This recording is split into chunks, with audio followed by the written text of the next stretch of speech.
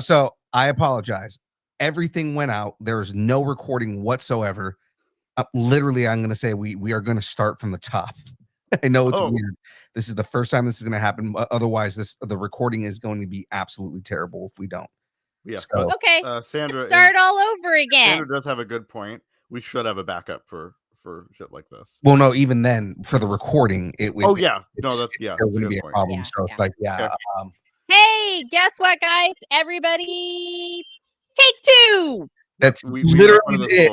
This is the first time ever that the chat, you guys are going to see this in real time, that you're probably never going to see this ever again. Yes, you get an exclusive behind the scenes look. Right. It's what happens. Yeah, if we were already monetized, you guys, this would be behind a paywall. Yeah. Really would this be. part. This should be behind a paywall. Actually, technically, we monetize Sunday morning, so. Well, yeah, that's true. Yeah. Woo! I know. The thing is, it would be nice to have a backup for stuff like that. But again, I'm recording the high fidelity audio directly to my laptop. And the fact that my laptop just decided to say, nope, I'm not going to do it right now. It cut off the mixer completely. And I had to restart my computer to get it to work. So fun times. Say long. Wait, we have to do it all again? Yes, Yep. You have to remember exactly what you texted and in the chat. Yeah. We're doing it all over again. And pretend it's the first time. Exactly. So just for the sake of fixing this, and just so James knows, 12 minutes in, we need to cut all this out. Let me hit record. It's recording. We are good. Okay. So start the theme and boom.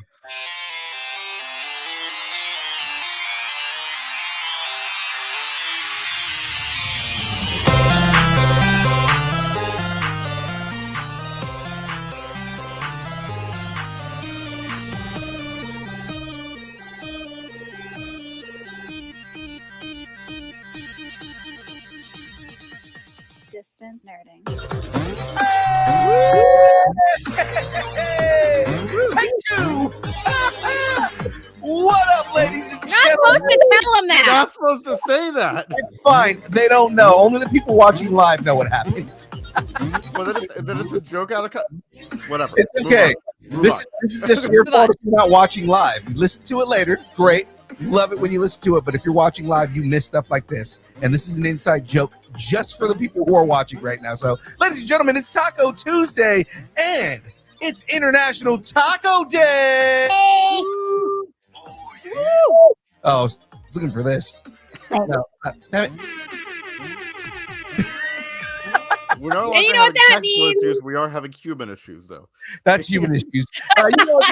You are now experiencing distance nerding. Ladies and gentlemen, I am Young Phil. She is Jenn the Fray, and they are back from the land of bad interwebs. It is SHDU, and we're here to nerd. Together. Okay, there we go. I jumped the gun. We're talking anything. You know what? The first time we did it amazingly. I bet you did. We're talking anything pop culture, news, movies, music, food, wrestling, comics, Comic-Cons, whatever you're nerding out on, we want to talk about it. Ladies and gentlemen, if you're watching on YouTube, hit that like button, hit that subscribe button. Really helps us out. Listen on your favorite podcast app. Leave us a review. And remember, 5 stars helps us out, guys. Follow us on all the Instagram, Facebook, Twitter, Twitch, Threads, Blue Sky, Discord. If it's a social media place, we're there at Distance Nerding. And of course, ladies and gentlemen, if you'd like to email us, you are free to do that. You can email us as long as the place that you email us at is distancenerding@aol.com. Whoo! Jenn, SHDU, how's it going, guys? How's it feel to be back in a place where there is internet again? It's great. I feel like I've skipped a couple centuries.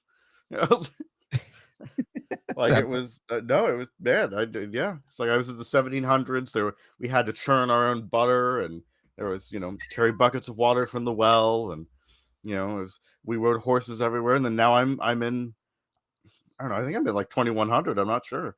Jenn, I need you to verify your son's existence right now. No, he's really here. He is at the house. He's not a hologram on the holodeck. No, he wishes. He wishes sometimes. And if he I was, I would be like Professor Moriarty from the holodeck episode. I would still be sentient, just still a hologram. Jesus. Well, ladies and gentlemen, you have now stumbled onto. Nerd. You have now stumbled onto. What show are we on? You have now stumbled onto the worst kept secret on the internet, ladies and gentlemen. You are now watching the download.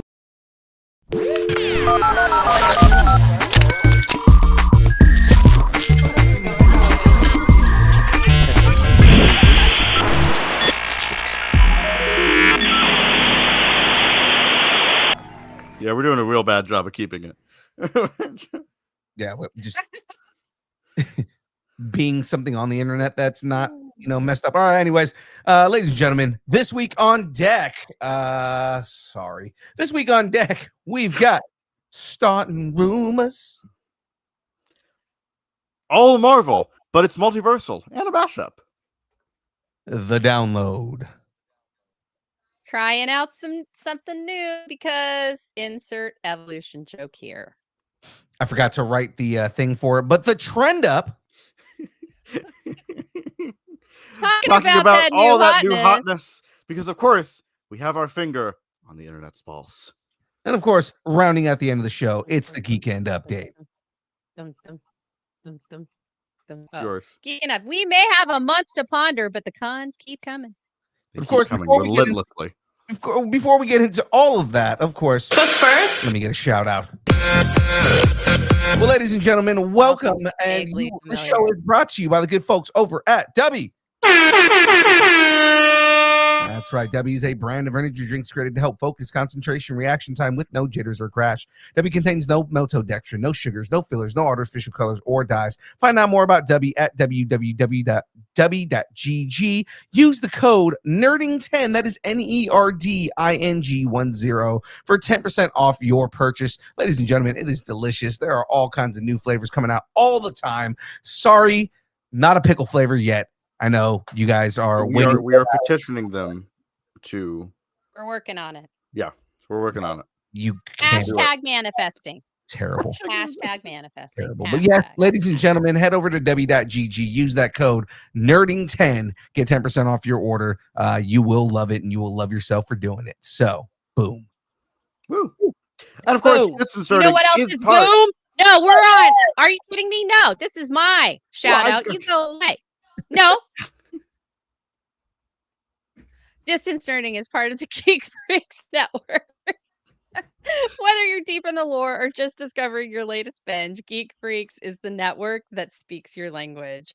Whether you're building Lego, debating casting choices, or still crying over that finale, boo-hoo, boo-hoo, we've got you covered. Geek Freaks Network, your fandom, your community, your favorite people. Find out more at gfpods.com. Please put that in the chat. And not me. Did anybody catch the new Geek Freaks podcast episode? It dropped today. I didn't actually listen to it yet. I typically listen to it when it drops on Tuesdays.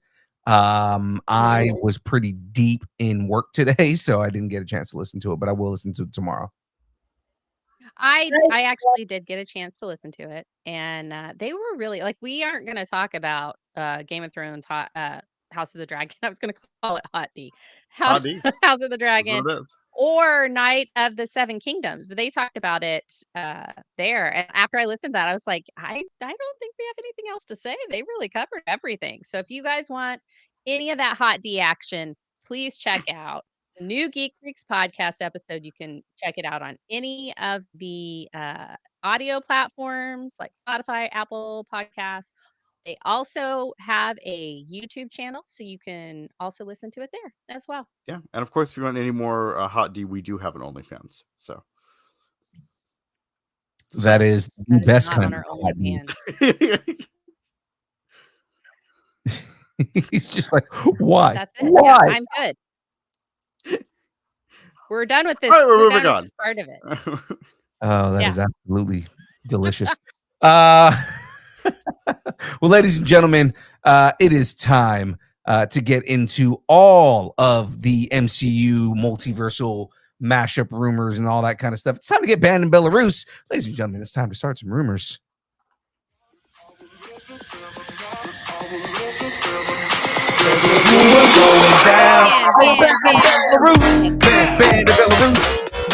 Band of Belarus. Band of Belarus. Yeah, did Band Belarus. in Belarus. Belarus. Band in Belarus. Belarus. Band in Belarus. Yeah. Okay, I went a little too much. Oh man, I'm a little dizzy. Went a little too hard. I'm good. She's rolling too Good, hard. everybody. It's your Man, mom all that rolling right head now? banging when I was. Oh man. All Well, right. one last movie, one more mystery. Will quietly remove the Mystery 2027 release from its slate, and if no replacement is added, Phase 6 could become the shortest MCU phase yet. The Avengers Secret War is still locked. Fans are speculating whether the signals a slowdown or a strategic pivot. Talk was on the table. Is this even a phase, or are we feeling a growing pains for the next decade? Ooh. Ooh, I want to go first. Tacos are on the table for this. I think they are slowing down. I think this Kang thing really like effed them up. I think that I know I can say the whole word. I just decided not to. I saw Pedro Pascal's face and it made me a little shy.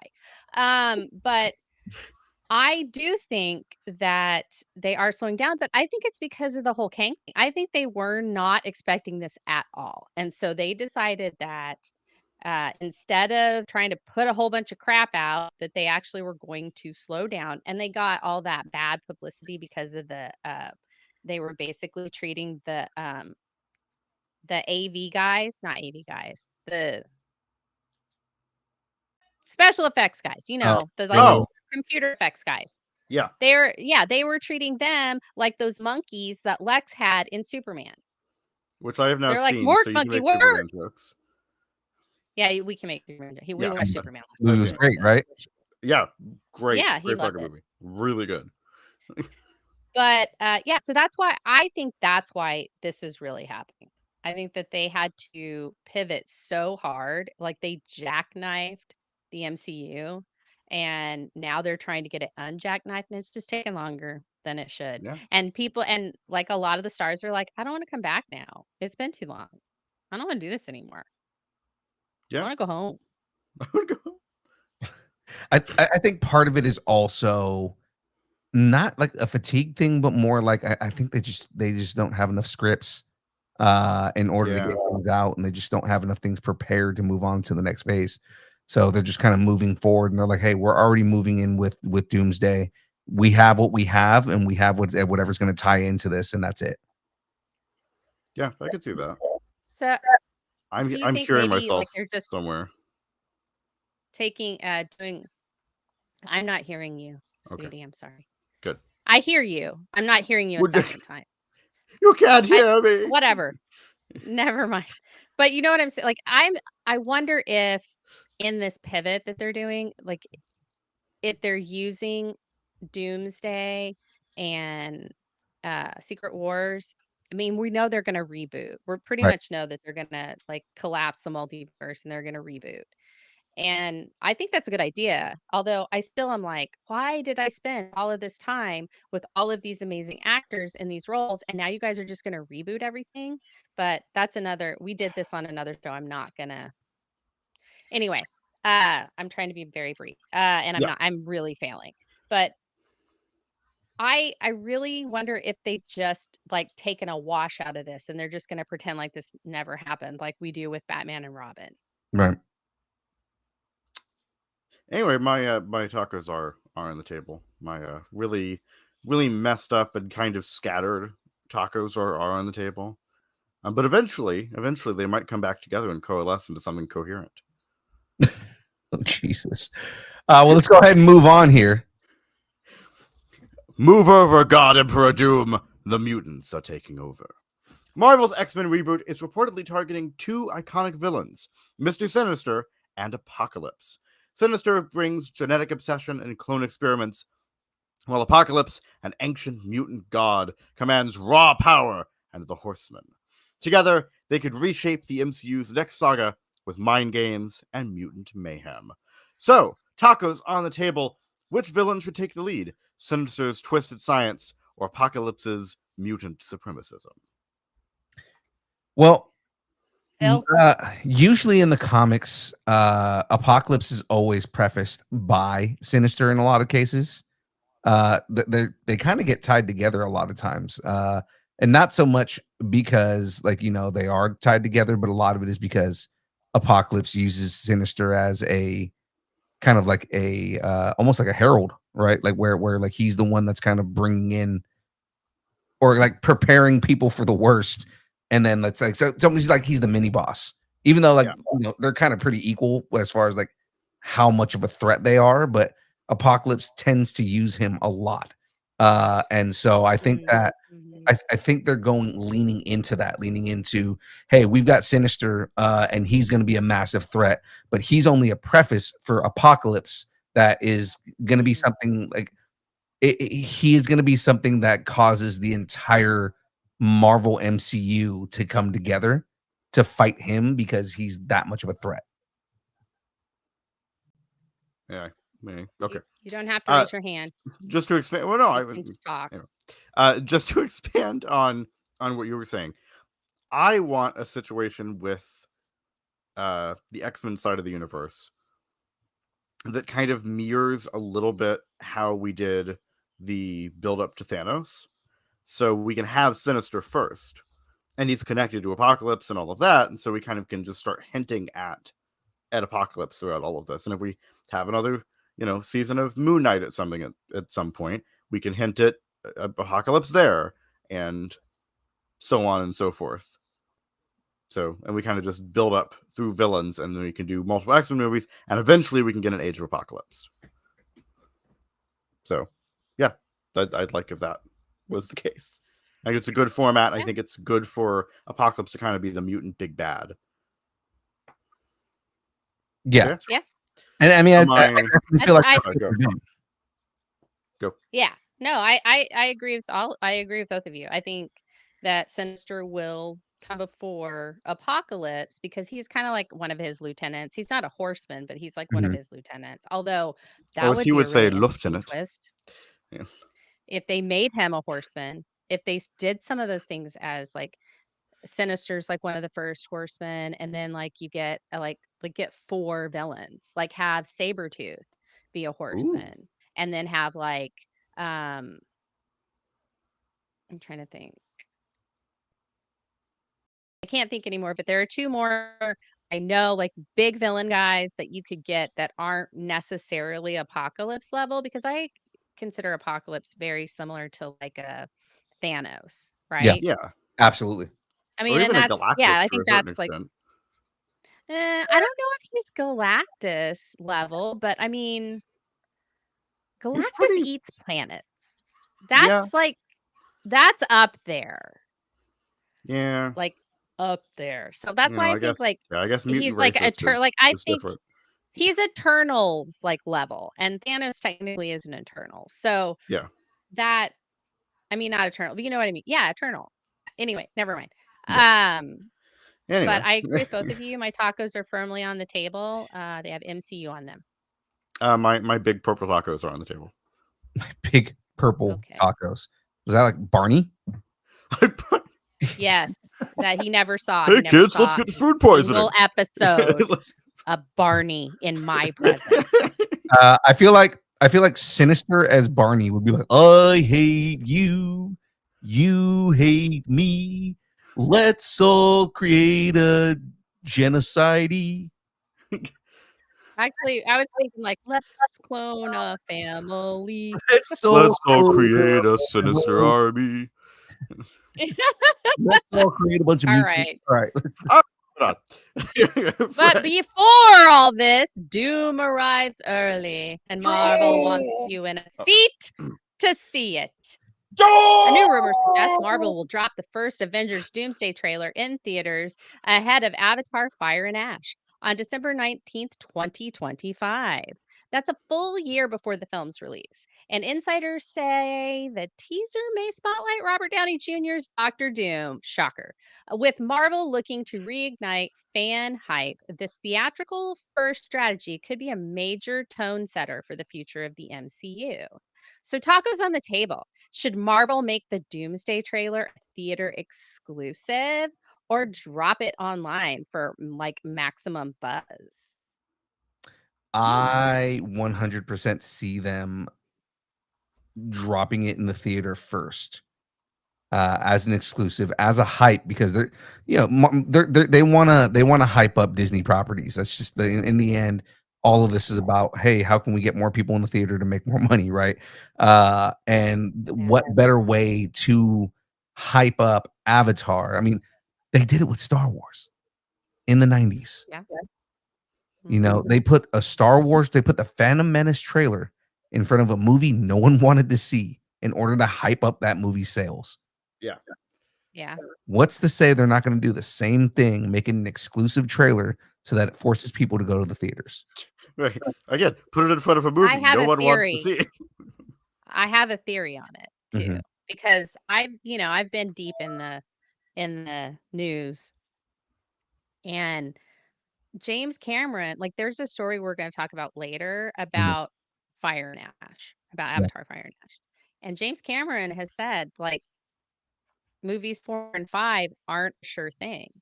So them putting this out before that movie guarantees that Cameron's going to get a bigger hit and he's going to make 4 and 5.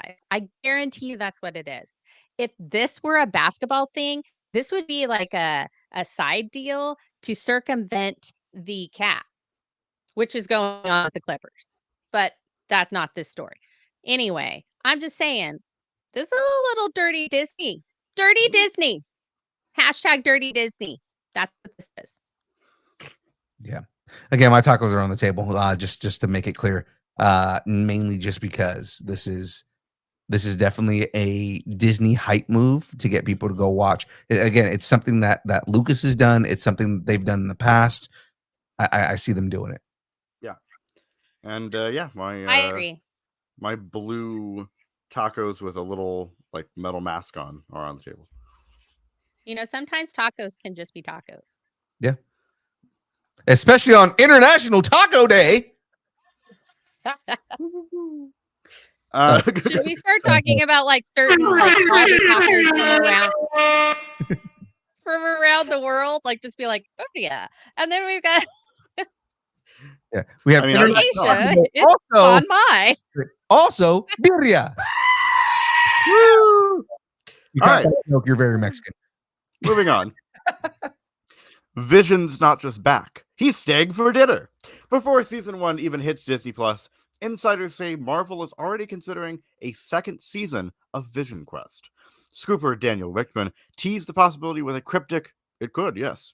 And early buzz suggests the studio sees long-term potential in Vision's solo arc. If greenlit, it would mark a rare pre-premiere renewal and signal Marvel's confidence in the character's evolution post-WandaVision. So, tacos on the table. If season 2 happens, should it explore a Vision rebuilding humanity or humanity rebuilding Vision? That's a whole ship of Theseus. I see what happens. Ship of Theseus. He did the ship Theseus. Sorry. My tacos are going to be off the table on this one, and it's mainly because they have made a giant point of this being a 3-series arc, and that they are not doing second seasons of any of these series. As much as everybody wanted WandaVision season 2, Disney has already said they are not doing another season of WandaVision. That if they continue on with the story, it takes place in another series. So I don't see them doing, unless they don't finish the story for Vision Quest, which I don't think is happening from what Paul Bettany has made it seem like. He has definitely made it seem like, yeah, no, this rounds out the entire story. So my tacos are off the table. Did he call it like? Didn't he say it was like a Hex trilogy or something? Right. Yeah. So that's where I feel like this is where my tacos are off the table, mainly because of the way that the cast has been talking about it and the way Disney has characterized this trilogy. So I do not think that they are going to do another season of this. Yeah. No, that makes sense. I mean, if we have to conceptualize it, then basically WandaVision was WandaVision season 1. Agatha Long was WandaVision season 2. This is WandaVision season 3. Right. So, and this is supposed to this season of Vision Quest is supposed to close the arc. Right. With Wanda and Vision. So Yeah. I'm very excited to see it. I'm very excited to see where the show is going to go. I do not think they're doing a season 2, as much as the scoopers are out there saying, "Oh, they're going to do a season 2," because honestly, it was probably a joke that somebody made. It was like, "Man, show was really good. I wish there was a season 2," and somebody took it out of context and said they're making a Right. season 2 because an executive was like made Yeah. a joke about it. So, or they said something like, you like, I'd work with these people forever, season Right. 2, here And we they're come, or like, something, like like, they were joking season around like 2. that. Yeah. I Yeah. gotcha. So my tacos are off the table.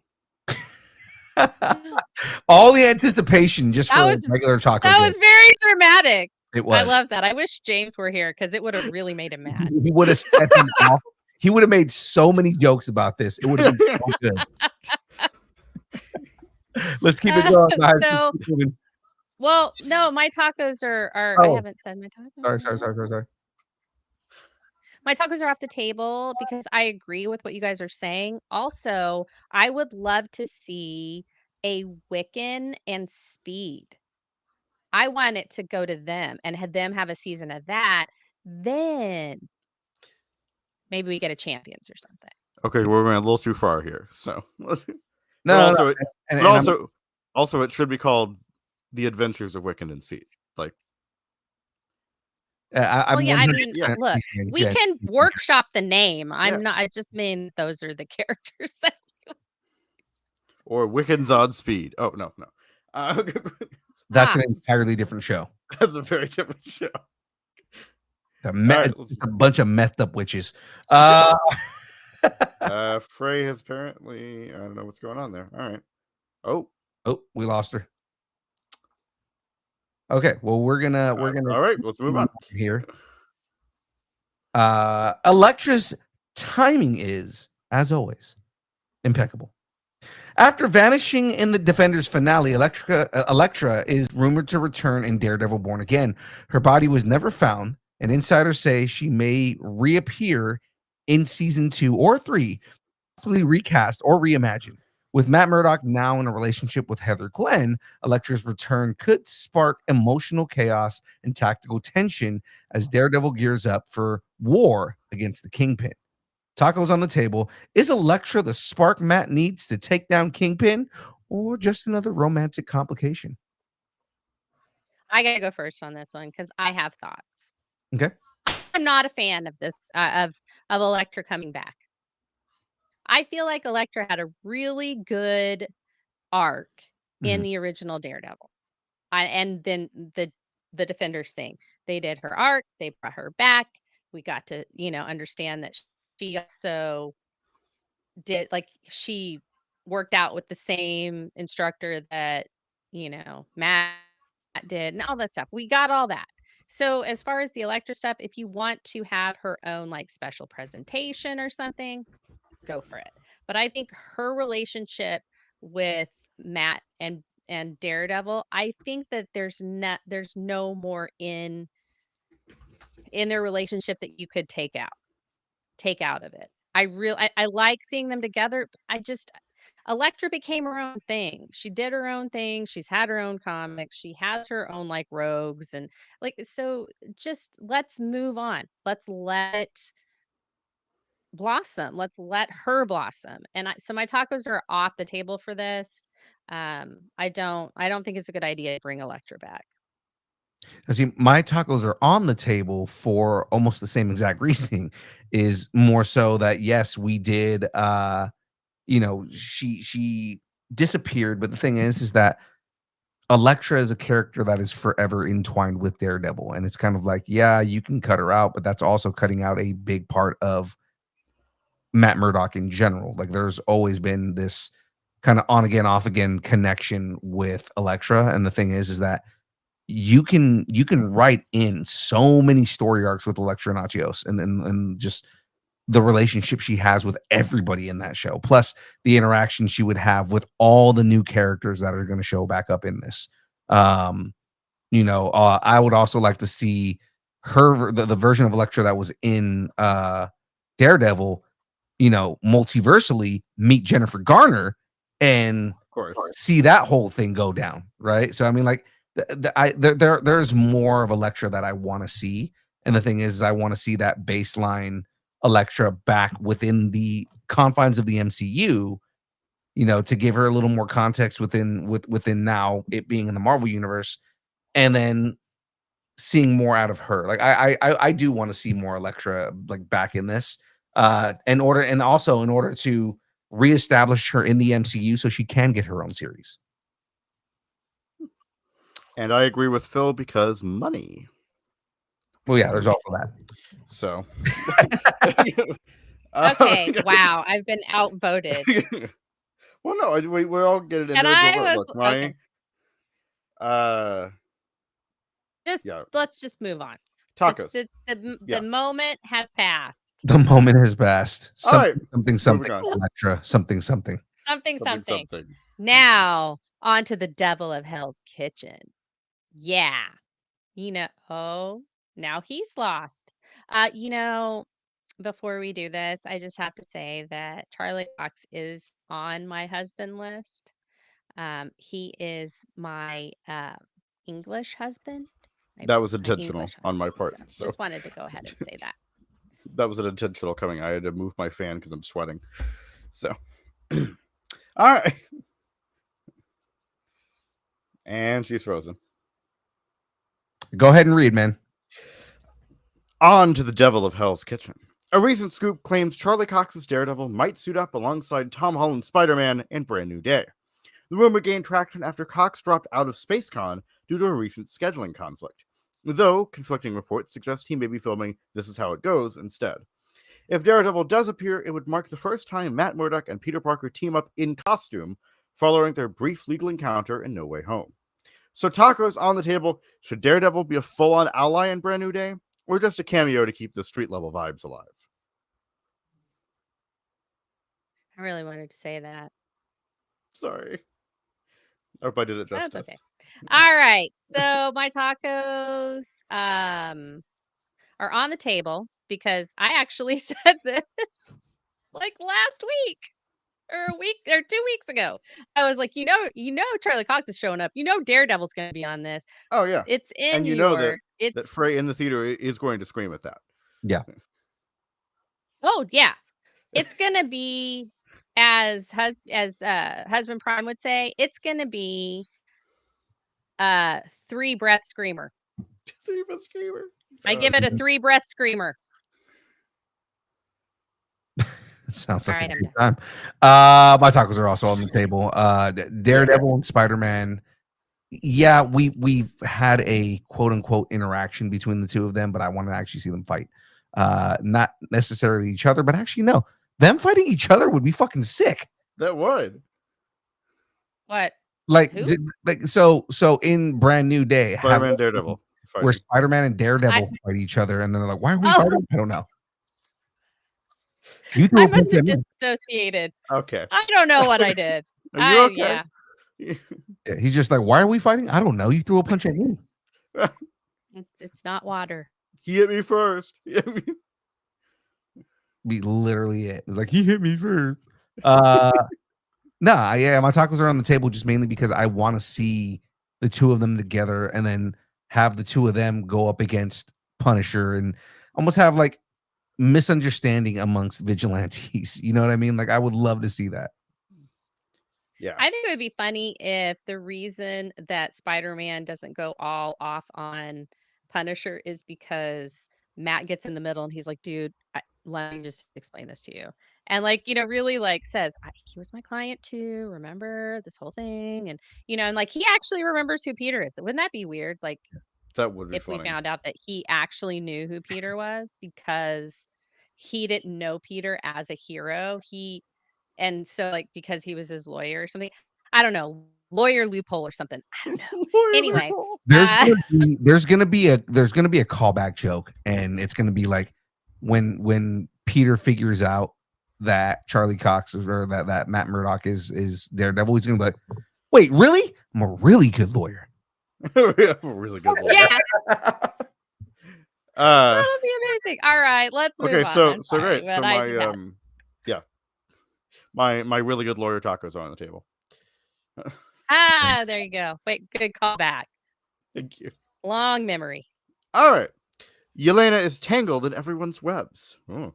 Florence Pugh's Yelena Belova may be stepping into a major connective role across the MCU.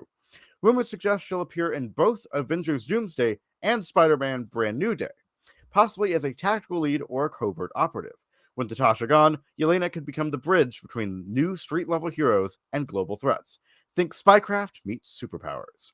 So, tacos on the table. Should Yelena become the MCU's new strategic anchor or stay rogue and unpredictable? I mean, it makes all the sense that she is going to be.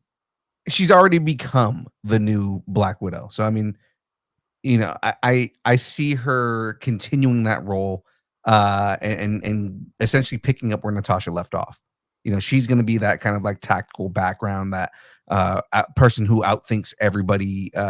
You know, and kind of like the girl in the chair that could also beat the living bejesus out of you. Right, and of course she. Oh, so she's gonna be the Oracle. She's gonna be the Oracle of this. That's what I meant when I said the girl in the chair, because Oracle's in a chair. Yeah, right?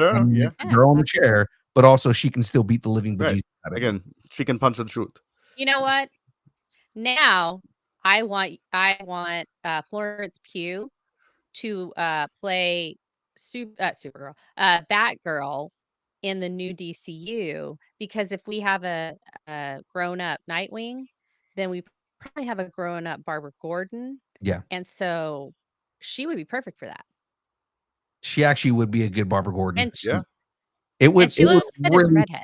Well, yeah, but I mean, it would really throw people off when they realize that she's not really Russian. Like, that would really, yeah. And she also does a really good American accent, because I've seen her in plenty of movies where she's done the American accent. Yeah.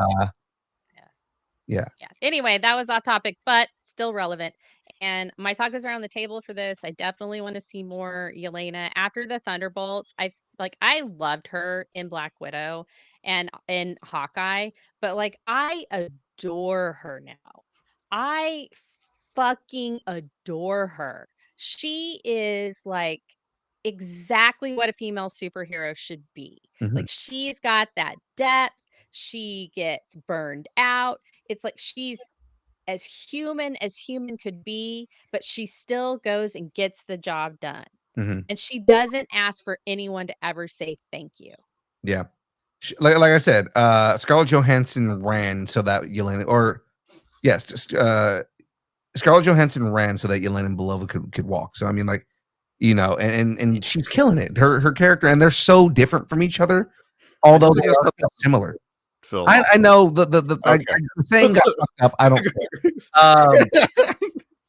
It's okay. It got crossed. This will be a joke. This might be something that ends up being the name of the episode. I don't know, but fucking keep going. I want to mention that. All right, we're moving on. Phil, it's you. Oh, all right. She's whoever you fear the most, and Peter's about to meet her. Woo. Rumors say Brand New Day will feature a female shapeshifter as its main villain, possibly tied to espionage, identity theft, and supernatural deception. Sadie Sink is one of the top names floated for the role, though insiders are split. Some say she's playing an ally, while others hint she could be Shathra. That's it. Shathra. Okay. A multiversal wasp-like entity who once impersonated a woman named Sharon Keller to psychologically torment Peter. Oh, God. This already sounds fucked up. Another contender is Melanie. I know. Amen. Yeah, another contender is Melanie Scarafano from Star Trek Strange New Worlds, whose unconfirmed casting has sparked speculation that she may be the shapeshifter in question. With Peter entering a darker emotional arc triggered by MJ's rumored new boyfriend, and whose rumored new boyfriend is probably going to be Jacob Batalon. The shapeshifter could exploit his grief and paranoia, pushing him toward a moral breaking point. Tacos on the table. If the shapeshifter is Shathra. That makes sense to me. Okay. Like Mothra. like Mothra, but like shitty Shathra. Shat. Yeah, it's like She I shat myself, Yeah. Mothra. Exactly. Right. Mothra shat herself. So Shathra. Should Marvel lean into supernatural horror or keep it grounded in psychological warfare? This is absolutely fucked, and I'm so for it. So I have a whole overarching thing between these last 3 stories.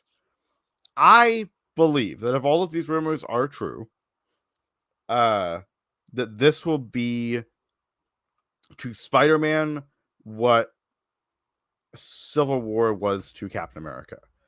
Mm. That how Civil War was basically like a soft Avengers movie, Spider-Man Brand New Day is going to be a soft Avengers movie. Because we have so many characters, you have so many people showing up that it's ludicrous. So I feel like this is going to be, and obviously we have Hulk in it, we have some Avengers, we have Yelena. I think this is just a soft Avengers movie. They're just calling it Spider-Man. Well, here's the other thing that kind of comes to mind, that Shathra as a character is a shapeshifter. Mm-hmm. What if all of these cameos of all these characters we're supposed to be getting, none of them are really them? It's her fucking with him. Oh, that's That a would good. be That's good. That's good. amazeballs. Because then that I love that. explains why we are getting so many characters. Well, we've got a shapeshifter, and That's she's a good just point. yeah, she's just basically impersonating every single person that he loves. Ooh, this is gonna be a real dark Or movie. anyone that he knows, you know. And again, Yeah.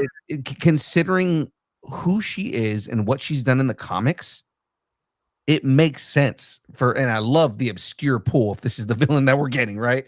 But I mean, like, you know, she comes in and, you know, now that explains why we have a Yelena Belova, why we have a Daredevil, you know, why we get all these different versions of different characters, all the rumors of all the characters we're hearing in this. Like, you know, if she's a shapeshifter, you know, maybe she comes in as the Hulk, or maybe she just comes in as Banner. Yeah. Yeah. You know, like there's a lot that can be explained in the fact that he's fighting a shapeshifter. Yeah.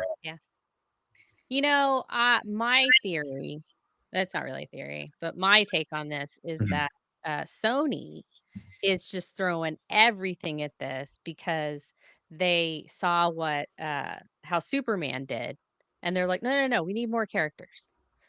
Let's make it. They just live in this world. We'll just do this. Let's make more characters. And that was a big hit, and everybody's talking about it. And this is how This is how we do it. And that's not what it is, Sony. Because I don't need any more fucking people in this movie. No more people in this movie. Let's get Kraven the Hunter in this movie. And, Nobody. You know what? I feel like they need to like edit out a few. There are too many people in this movie. Spider-Man movies are not supposed to be this big. For the record, They're supposed to be little record, movie Spider-Man. For the record, there were a shit ton of people in Superman. So yeah. Well, the other There thing were. That's what I said. Like that's why. yeah. The other thing with this too is, again, everybody is sitting there saying like, "Oh, well, we're gonna get a full Yelena Belova," and everybody always assumes when you hear that a character is going to be in the movie that they're there the entire time. Bucky had a 2-minute scene in Captain America. Yeah. Right. It wasn't a large cameo. He didn't have a big thing. It was just a small Bucky role. What if, again, just kind of throwing this out there, but what if we only get maybe 2 of the characters that we're rumored to are seeing in this? And when he defeats her at the end of the movie, she loses control of her shapeshifting and just becomes Yelena Belova for 2 seconds and becomes, you know, like all these other characters that we're hearing rumored to be in this movie. What if it is just I'm losing control and I'm just becoming these different people that I've impersonated over the course of whatever? And that also calls in the question, you know, almost the same thing that we had with the with Secret Invasion. Not to, you know, bring that up because that is a sore spot for Marvel, but I mean, you know, dare you? How long has she been running around the MCU, and how long it calls into question some of the adventures and things that we've seen? How do we know it wasn't her that was doing it? Like Yeah. stuff that's really out of character for people. Yeah. Right. I could see that. They kind of Yeah. toyed with that a little bit in with Loki in the second movie. Right. Yeah, the Yeah. Dark World, because that's when he broke Loki out of prison. And kinda.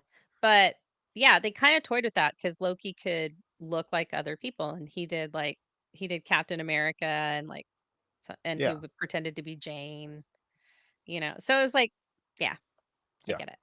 Yeah, so that's what I'm saying is like, in the end, we're not getting all of these cameos that everybody thinks we're getting. It is going to be a like 10-second cameo, like, hey, walk off of the set for 2 seconds and let's go and film you do this thing real quick because you're already in character, Yeah, and yeah. it's more so to bring up the idea that this character may have been impersonating people for longer than we thought. Yeah. Well, it would No, be that's cool. really interesting if she went back and we got Robert Downey Jr. as Tony. Yeah. Or like at some point, that would- the way she's messing with people, at some point Mhm. he has he thinks he's hallucinating, but he's really talking to her as Tony. Yeah. Right. Yeah. Yeah. I mean, that would. Because again, messing with his head, right? Like Yeah. Tony's dead, Mhm. and he's still reeling from that. He's still not able to recover from the fact that his mentor died, and now he's talking to him, and he's like, I'm seeing shit. There's no way. Yeah. So my tacos that fuck with Peter's head are on the table. Okay. They're really good. Yeah, tacos. I guess my tacos are on the table. No head fucking involved. that's No. different. No fucking of the head. No cabeza. You had We're to moving on. make it that much better, right? So I go ahead, man. we are now full of MCU tacos, and you know what that means. It's time to shift from speculation to confirmation. The download starts now.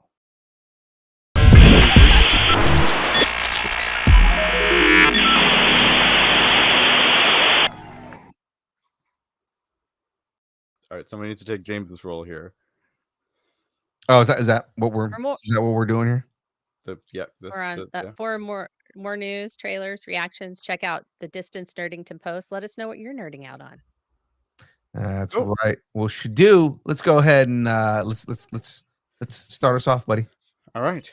Is this rumor too strong in the Force?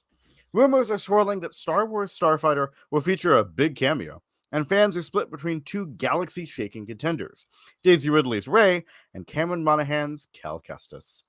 Rey's return would reignite the sequel trilogy timeline and potentially launch into a new Jedi-led arc. Meanwhile, Cal crossing into the live action would finally bridge game canon with cinematic lore. So Rey or Cal, who's stepping out of hyperspace first? Either way, the galaxy is about to get a new trilogy and a lot more fan theories. Force help us. Oh man. Well, let's continue. That's hard.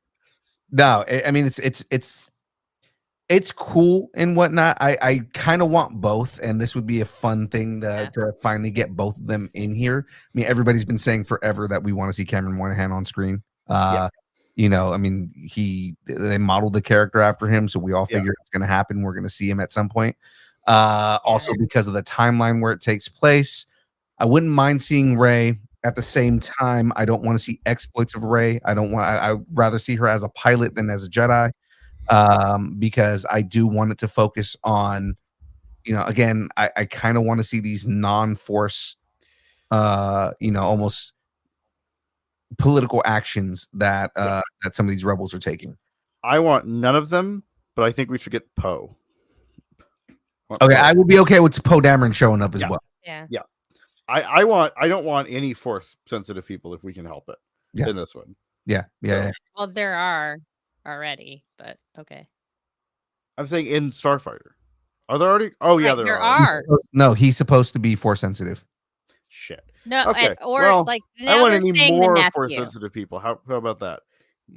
They're saying the nephew is probably going to be the one that's force sensitive, and that his mom, Amy Adams, is probably like an. I'm saying we don't need Jedi, Rey. We don't need legacy characters in any of this. Okay. That's what I'm All trying right. so that we could God, separate things. okay. We could separate things off. We're moving on. All Right. right. Well, let's go. Ugh. 2 franchises, 1 big question mark. James Mangold just signed a major deal with Paramount, and while it's a win for prestige storytelling, it's left fans wondering what happens to his Swamp Thing and Star Wars Dawn of the Jedi commitments. Will the timeline shift? Will one get shelved? With no official updates, both projects are floating in the speculative zone, and the fandom's watching very closely. All right. I feel like if he made a deal and he really was committed to Swamp Thing and Dawn of the Jedi, I feel like he would still honor those commitments. Um, so it could be that Star Wars, like Lucasfilm, is the one that's stalling the Dawn of the Jedi. You know what I mean? And Yeah. like he was already attached to Swamp Thing prior to James Gunn and Peter Safran taking over. And I know they said they wanted him to still do it, but it I mean, it that could have been reshuffled with what everything else that they're doing. So him doing this Paramount deal could be he's doing this in the meantime and he's got like, hey, I may have to step away and do this because he committed to that. So it could be a lot of things behind the scenes. So I don't think he's being like a douche loot or anything about it. I think he probably is just trying to earn a living. Yeah. Yeah. Cool. Yeah. I know it's great. like a really mild take, but I feel like it's the truth. Yeah. No, and I mean, again, I'm not against, if he's walking away, he's walking away. If he is, but if not, if he does have the commitments for everything else, I'm sure that I don't know. He a lot of times you would think he would make a deal with Paramount, saying, "Hey, I'm working on these projects. Can I finish these and then I'll move over?" Yeah. Yeah. I mean, it could be that too. But we don't know what's keeping the projects from being finished, is Mhm. what I'm saying. Like, is it a script issue? Is it is it that the studios are reshuffling things? Is it that all the chaos is going on over in Star Wars land? I mean, it could be anything. Right. So fans, you need to just chill out. Yeah. Chill it down, fans. Chill down. Chill Chill it down. down. Cool it down, just to cool it down. Ooh, watch out. She do have Moving on. what's happening right now. We are too old for him. All right, let's go. Hey, and let's do the Running Man. Oh wait, no, that's a different Running Man. A dystopian detour with King's blessing. Edgar Wright reworked the ending of The Running Man, dialing back the original darkness, but Stephen King gave it his blessing. It's a rare moment of adaptation harmony, where tonal shifts meet authorial approval. I don't think I said that word right, but I'm still going with it. Expect satire, survival, and just enough dystopia to keep the King fans fed. Yum, yum. Row, row, row, row. I hope he clips that. I really do. I hope he clips you going yum yum. Rah, rah, rah, rah, rah. Oh god, just a bunch of weirdos talking. It's again, it's interesting to see where it's going. I do like that Stephen King gave the approval and the blessing on what's happening with this. Because I mean, there have been projects of course, Stephen King was on a lot of coke in the 80s, but I mean, like, weren't we all? No, we were not all of us. But I mean, there were a lot of No. projects that Stephen King has gone back and said that I was not a fan of this project or of what they did with this and everything like that. So it's interesting to see, like, okay, we're gonna change the ending, and Stephen King's like, I like it, keep it, do that, right? Now that he's kind of more sound mind than he was back in the 80s. Right. Yeah. Yeah, he's got a corgi. He's a little more settled. Dude's like, yeah, you know what? I like that. But he Let's do also it. famously did not like the way The Running Man turned out in the 80s because the Well, character it wasn't like they took out a lot of the book, didn't they? they took out a lot of the book. And Yeah. this Edgar Wright's version is supposed to be more close to the book. Hmm. I trust Edgar Wright with something like this, like more than I would trust just about anybody. Maybe Eli Roth, but I think Yeah. Eli Roth would go in a totally different direction, and I wouldn't watch that movie anyway. Because it'd be He scary likes as his shit. blood and yeah, he likes like Maybe Sam Raimi. moist liquids. Yeah. Yeah. That's his thing. Moist liquids. Eli Roth definitely likes his moist liquids. Well, now that we said moist liquids about 3 times, we're gonna move on. Moist. It's like, No. Phil, you ready? Are you ready for this? Moist. I think he is. He's like, I think that's the worst thing. We I've have said a that- rumor synopsis. Cavill swinging for your soul-opsis. Oh, hold on. I've got a rumor synopsis. Cavill swinging for your sword synopsis. Synopsis. It was soul, but that works. The synopsis for Henry Cavill's Highlander reboot hints at more than just swordplay. It teases an epic battle for humanity's soul. The story reportedly centers on a centuries-old conflict where mortals clash not just for power, but to determine the fate of mankind's essence. Cavill's MacLeod is caught between legacy and destiny, and the reboot promises lore-heavy duels with emotional weight. There can only be one, but this time it's personal, philosophical, and very possibly apocalyptic. They are the princes of the universe. Oh. Okay, so first of all, I love how you told Phil it's soul, not sword, and then you totally fucked the "there can be only one" thing up. There can be only one, but this time it's personal, You philosophical, said and possibly there apocalyptic. only can be one. is- Okay, I didn't even notice that. I did That not was register that hilarious. happened. So They're I'm only sorry. not can It's be just- good.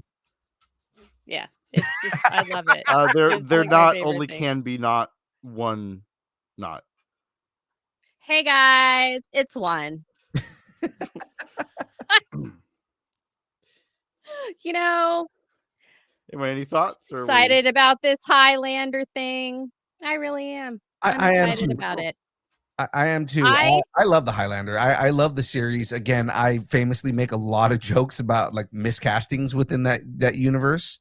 Which Mhm. again, it's kind of like Antonio Banderas as the Spaniard. Like how has nobody thought of this?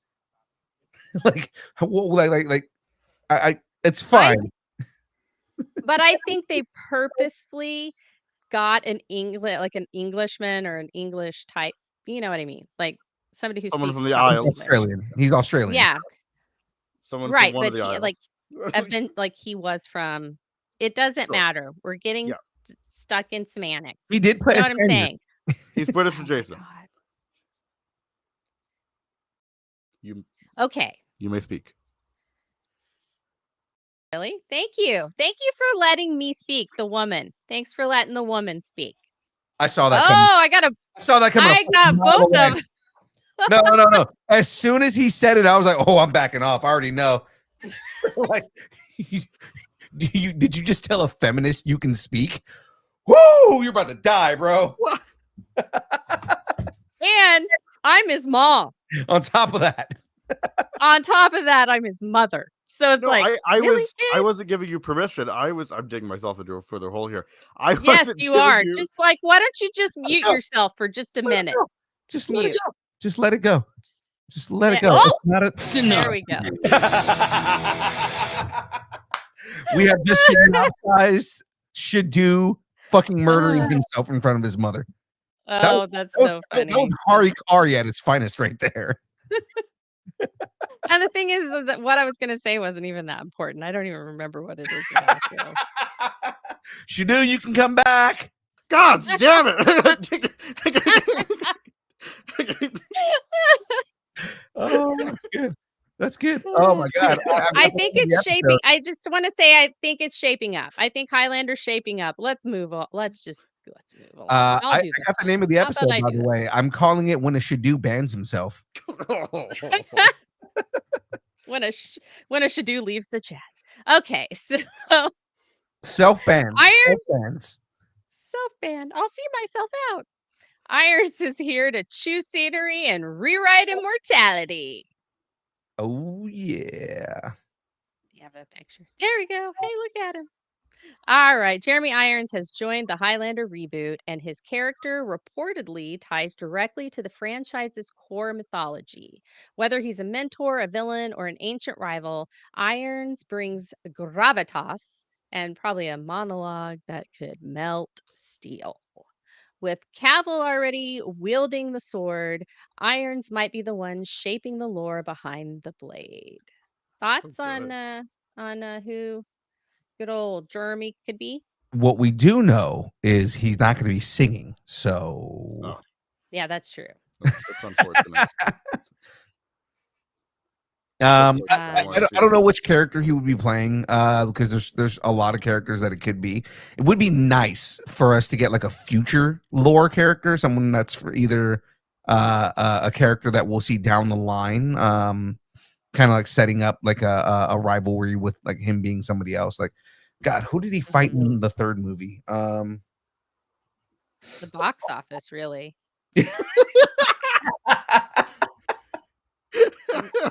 I mean, you're not wrong. Am I wrong? No, you're not wrong at all.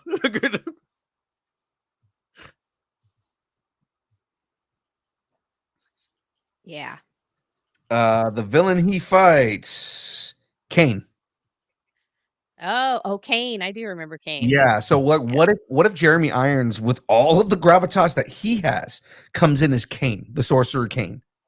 That'd be really cool. Yeah. Now, so what the scuttlebutt is saying is that he's from that Watcher Society that they debuted in the TV show. I was gonna say the where guys. they had so he was like more like a librarian or something, like, so he's like has that these are the people that keep track of all the immortals and all that. And yeah, a gazetteer. yes, a gazetteer. You got it, baby. That he learned his words from Friday. I love it. Okay. Are you proud of me again? I'm so proud of you. You were forgiven for being a misogynist earlier. Whoa, okay, hold on. It happens, man. It's okay. Just let it happen. But yeah, so I feel like I think that's a really interesting layer to bring on. I will tell you this, Husband Prime, he does not like this idea. He doesn't think that Highlander should be rebooted. He is not on board with it at all. So anytime I talk about it, he's like, I don't want to hear it. I can't. No. Ugh, ugh. Like, he really doesn't like this. He's just really upset that they're rebooting this series. But I mean, again, Yes. where I'm okay with this is because it's Henry Cavill, and anything that Henry Cavill is like directly involved with usually is respectful of the lore that it's coming from, and that's where I'm okay with this. Except, of course, for jokes about women. Yeah, but he's not making jokes about women. You're making jokes about women. Okay, well, hold on. Oh, he did. Like, Henry Cavill has in the past made inappropriate jokes about women. That was a SHDU and I thing that we talked about earlier. So don't worry about it. Let's move on. Let's just, you know what? Something stretchy's coming. So come on, let's move on. And it's your story. Yeah, I just gotta put it back on screen. There we go. Boom. Stretchy story chaos incoming. Sorry, gotta switch pages. DC Studios is reportedly developing a Plastic Man project, and it's about time. The elastic anti-hero has been a fan favorite oddball for decades, bouncing between slapstick and serious depending on the era. In James Gunn's hands, he could be the chaotic glue that holds the DCU together or tears it apart with fourth wall breaking brilliance. The DCU is about to get bendy and weird, and we're all for it. How many of us think that it's going to be Star-Lord? You know who? So, what is his name? Oh, crap. He plays Sonic the Hedgehog. And I love him. Ben Schwartz. Hell yeah. So okay. Ben Schwartz has already expressed like wanting to be Plastic Man. Rainn Wilson has said he wants to be Plastic Man, which would I think his voice, I always picture like a voice like his as Plastic Man. Rainn Wilson. I don't know why. Would be funny as Plastic Man. Yeah, and so like there's that. I think Husby wanted somebody as well. I think he said Johnny Knoxville. Because I mean, come on, he basically did a freaking reality show that made him Plastic Man anyway. Knoxville has the comedic timing, so I will give him that. Yeah. I will give him that. Knoxville wouldn't be a bad choice. Yeah. I think Ben Schwartz. I would say Ben Schwartz. I kinda like He that would idea. be so freaking annoying. And that's who I need Plastic Man to be because I am so annoyed by this whole story and by the whole thing because I find Plastic Man to be super annoying and he's a pale comparison to Elastiman? No. Um Oh my god, now I totally forgot his name. Damn you, Plastic Man. Damn you! I forgot his name. Oh my god, oh my god, oh my The god. elastic It's wave. Ralph Dibny. Ralph Dibny. What's his superhero name? He was on The Flash. I know who you're talking about too. Liam, you got anything? No, I'm afraid to talk now. Elongated Man. Elongated Man. That's it. He's a pale Uh, comparison to Elongated Man. Okay, No, now seriously, I'm done. I'm not. Sorry, I'm really not that familiar with Plastic Man. So Plastic Man is absolutely hilarious. And he is. So they've done him in a couple of different things. In Justice League, they kind of made him a like he's kind of more of like a half funny dad joke kind of guy. Right. But yeah, I mean, like it's how because he is goofy is what makes him funny. I see. Not that he's actually funny as a character, it's just that he's goofy and dumb and makes him funny. I see. Cool. Yeah, Alright. he also likes to pretend he's dresses. Yes, he has done that on multiple occasions where he has just like turned himself into a dress. Hoping that Wonder Woman would wear him. Oh, I see. Yeah, he's a creep. See. He's a creep. I see. Well, we're going to be staying in the same universe because it is the Batwatch. James Gunn confirmed his DCU Batman will debut before 2031. That's a long ways away, but at least it's shorter than Avatar 5. With no casting or story details yet, fans are speculating about tone, villains, and Bat family dynamics. Will it be grounded, gothic, weird? The bat signals flickering on. Just give it another 6 more years. I can see that was a great ad. That was a great copy read. You did amazing. I loved that for you. Thank you. So I was gonna say I can see where they're going with this, and the main reason is because it's pretty much exactly why Jen doesn't want to see Batman in the universe. It's, hey, let's take a break from Batman. Let's build up all these other characters, and then we'll drop Batman into this universe. Now I'm kind of in the middle of everything. I don't want a full Batman movie right away, but I also feel like there should be some kind of introduction for Batman, just that he exists in the universe, or even seeing some of the Bat family without Batman. So I would love to see Dick Grayson, right, as Nightwing. I would love to see Jason Todd. I would love to see Batgirl. I would love to see any Batman adjacent characters that kind of build that world out a little bit. I'd love to even see Damian show up without Batman and just kind of wreak havoc. Hey, maybe Alfred is in Metropolis to pick up some stuff for Mr. Wayne. Yeah. There you go. Mr. Wayne's favorite Damian in Metropolis. Damian could be there because his school is there on a field trip. Yeah. I mean, you can make anything, and if it is really a connected universe, I feel like he'll find ways. But I feel like I think he wants Batman to be correct. Mhm. He wants to fully imagine Batman and where Batman's going. And so many people have done it. I feel like it may be a little bit harder for him to really narrow down what he's really looking for. I Mhm. know they have a script, but until he says it's set in stone, it's not set in stone. So I think it's partly that. I feel like Superman, although the DC icon, he isn't as much of a risk as Batman because so many people have done Batman and so many people love Batman and he's so established Yeah. that it would be harder for him to do that. So I feel like maybe that's part of it. Yeah.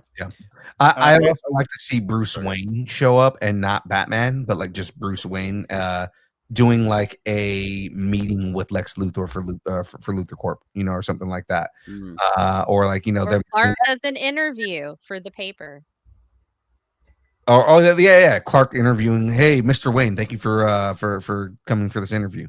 Like Or Lois. or Lois. I think Lois would be Like, the one that's probably more interviewing Bruce Wayne and pointing every hole into everything that Bruce does, because that's what she does. But like, yeah, no, again, I would love it. Just because we're not getting a Batman movie doesn't mean that we can't get those characters in universe. And I would like to point out, absolutely, technically, we have seen a DCU Batman. He was just animated. Yeah. Oh, that's true. yeah, they show the silhouette of the bat in taking out Phosphorus. Yeah, and in Creature Commandos. Yeah. Yeah. Yeah. All right, moving on. We're done. I think we're good. Pandora's future may be up in smoke. Avatar: Fire and Ash will run for a full 3 hours. That's 3 hours, people. But James Cameron is casting doubt on Avatar 4 and 5. Production delays, shifting priorities, and the weight of expectations have fans wondering if the saga will reach its planned 5-film arc. The third installment is full steam ahead with the return of the mighty Toruk and a new fire-themed Navi tribe, but the rest of Pandora's journey might be stuck in limbo. The runtime's locked, but the sequels might be floating off the schedule. That's good. So I have not seen the second movie. I highly enjoyed the first one. I have not seen the second one. Everybody says it's good. The thing is that I've got so many other things that I've got to watch that is not on the top of my priority list. I would like to point out something that's not that related to this story, but I just think it's funny.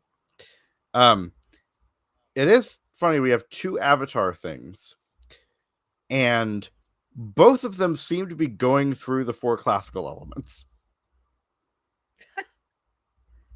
That is true. Yeah. Because we had earth, we had water, now we have fire. I think the last one's going to be wind, like mountains, right? You have the wind. Mm-hmm. And then the 5th one is like they're all going to team up to fight the Godzilla. the last Avatar bender or something. I don't know. The last Avatar. That was cute. That was cute. Points. You got points. You're still not out of the hole, but you got points. Na'vi, the last airbender. Yeah. Na'vi. And you realize it was all a dream. Oh no. Okay. If we get a Na'vi character named Aang, I'm done. I'm closing the book. All right. That's when you're out. You're like, peace. I'm out. It's like, no, we have to take over Avatar. We're the real Avatar. Yeah, go fuck yourself, man. You're not going to be as beloved as Avatar: The Last Airbender. I'm sorry, it's not happening. You have good movies.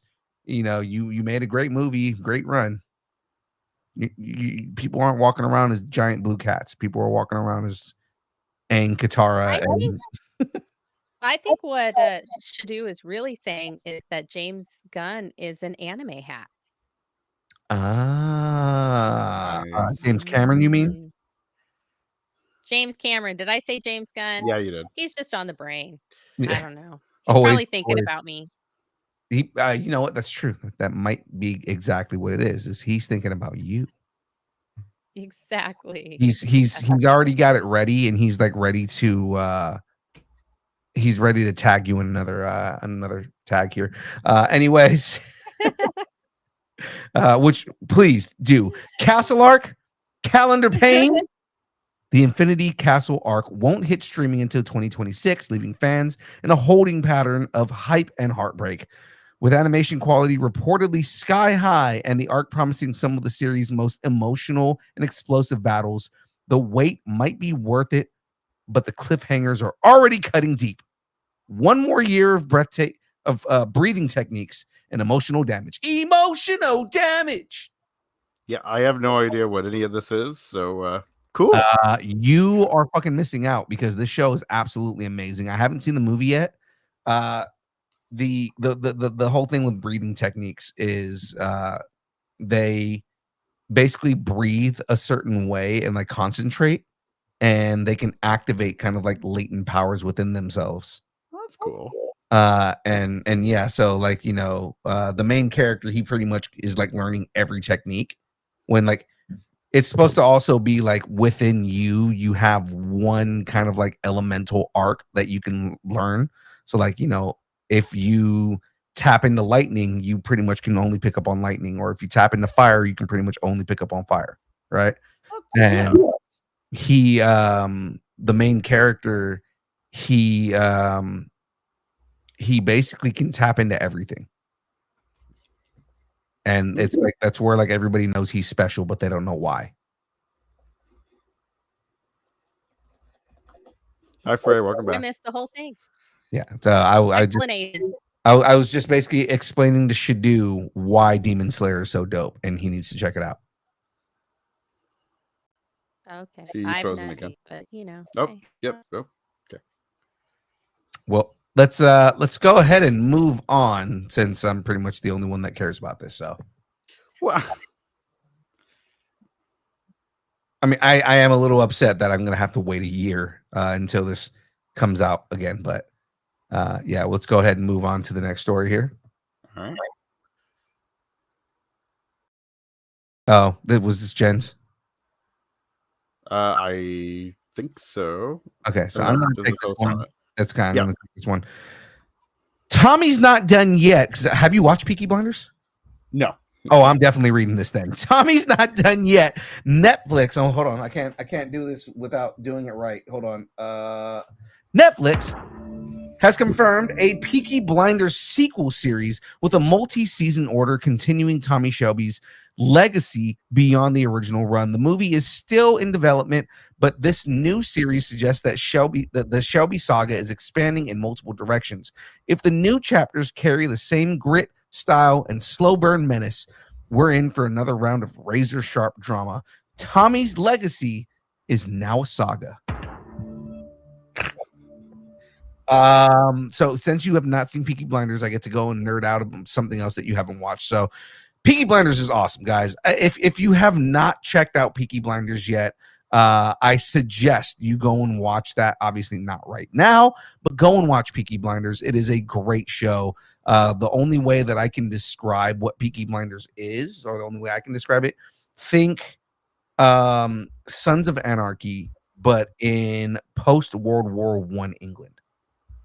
Oh, Yeah, so it's really good. It's basically about like the gangs of London, and Thomas Shelby is a World War I veteran. He's seen a lot of shit.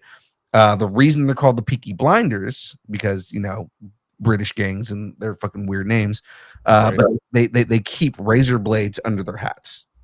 oh, So Peaky Blinders meaning they take the razor from their hat and then they'll cut you. Mm.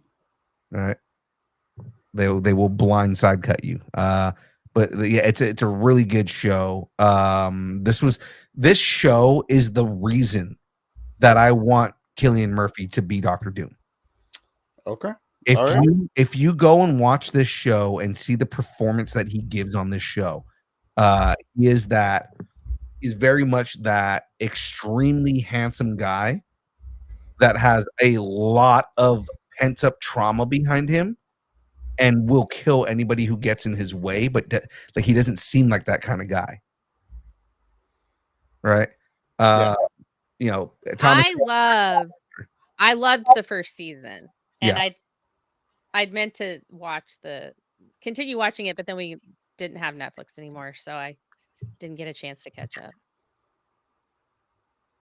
Yeah, so I mean, again, I'm a big fan of Peaky Blinders. I love that there've been rumors going around for a while that they were going to do a show or do a movie, but I love that now Netflix is confirmed that they have a movie coming out with another series, and that kind of excites me because it's like, okay, is this going to be another season or series with Thomas himself, or is this more like the next generation and it's like his kids, or are we going to get another show with some of the adjacent characters that are in the show?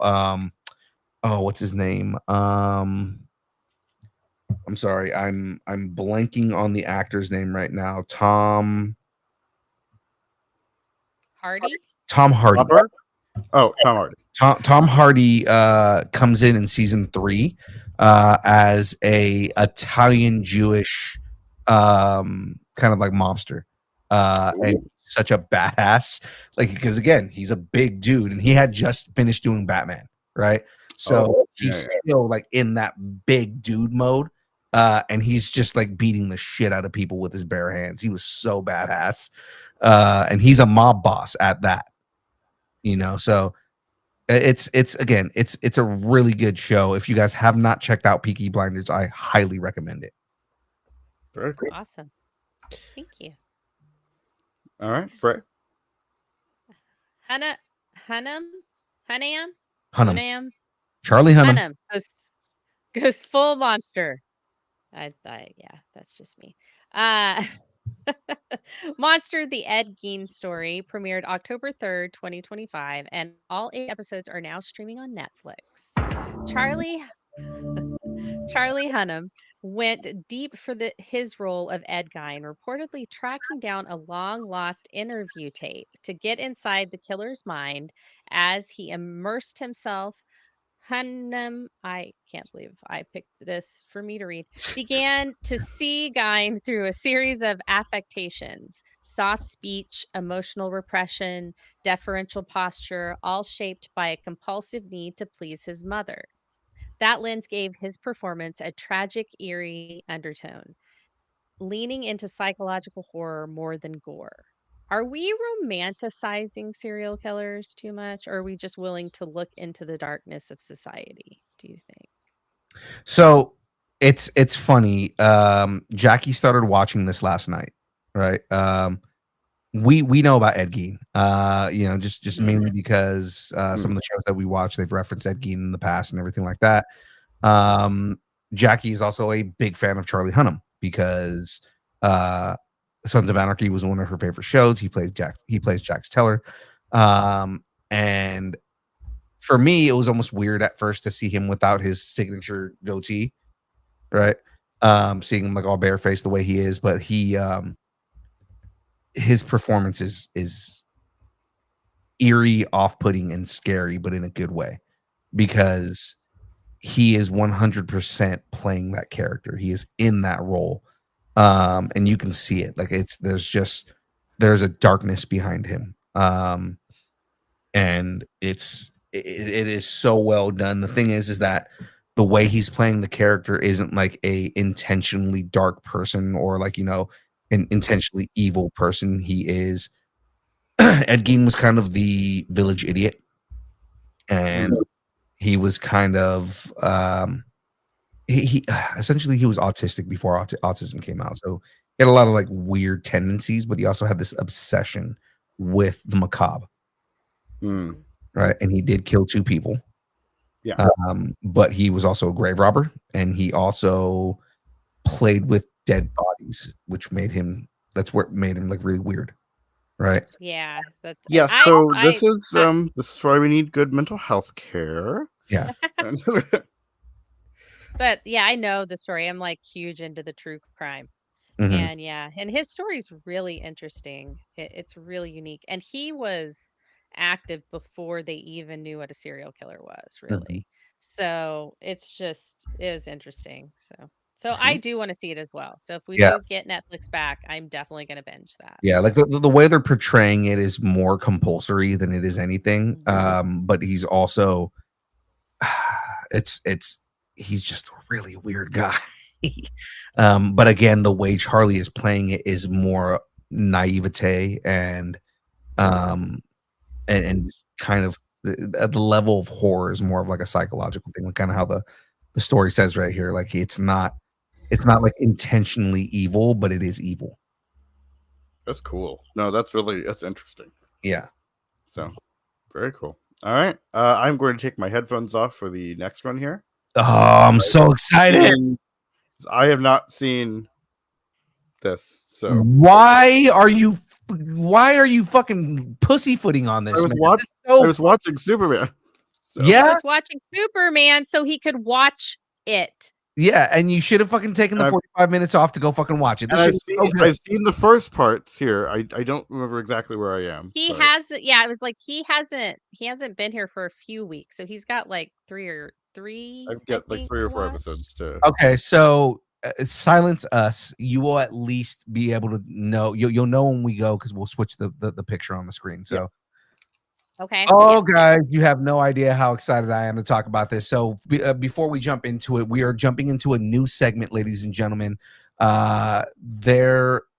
We figured, hey, there are so many things that are trending. We decided, hey, let's look at what's trending, and let's talk about the things that are trending on the internet right now. So, ladies and gentlemen, please welcome to the Trend Up, and the first story that we're going to talk to you guys about on the Trend Up. Oh man. Again, so excited. Peacemaker just punched the multiverse in the face and might have triggered the DCU reboot because, oh my God, so much is going on. Peacemaker Season 2, Episode 7 didn't just shake up Earth X, it detonated it. Twisted hero variants, moral reversals, and Chris Smith confronting a darker version of himself set the stage for a gut-wrenching emotional reckoning. But the real shock, Earth X's Augie Smith isn't the racist monster we knew, right? He's the man trying to resist a fascist regime, even if it costs him everything. His death at Vigilante's hands leaves Chris shattered and fans reeling. It is absolutely crazy.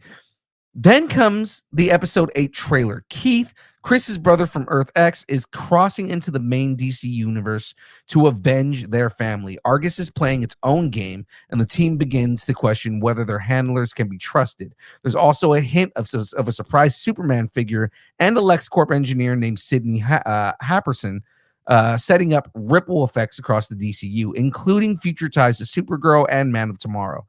And behind the scenes, James Gunn isn't pulling punches. He's faced pushback from inside the DCU studio system for the Earth X storyline, but he's unapologetic, which he should be unapologetic, and we'll get into more of this in a moment. We take chances. We go to places where I think other people are afraid to go. Gunn told GQ, the Earth X twist, where the American flag bears a swastika and the crowd is eerily all white, wasn't just shock value. It was a deliberate satirical confrontation with racism and complacency. I have a few racists that have called me polarizing, but I'm okay with being polarizing and letting racists fall to the wayside, Gunn said. He even held private screenings to test whether viewers would notice the subtle clues, like the absence of people of color, which we caught on our show in Earth X's background extras. Most didn't, but when eagle-eyed fans did, the internet lit the fuck up. Gunn's commitment to moral complexity, refusing black and white heroism, has made Peacemaker one of the DCU's most daring entries. And with the finale looming, it's clear this isn't just a superhero show, it's a mirror held up to the multiverse and to us. If Earth X breaks through, does Peacemaker leave the DCU rebooted, wrecked, or emotionally wrecked? Oh. Yeah. Or all three. All three. 3. Now here's the thing with the way I look at this, right? Like I had called this a long time ago. I think Jen, you called it with me. So did Frank on Geek Freaks.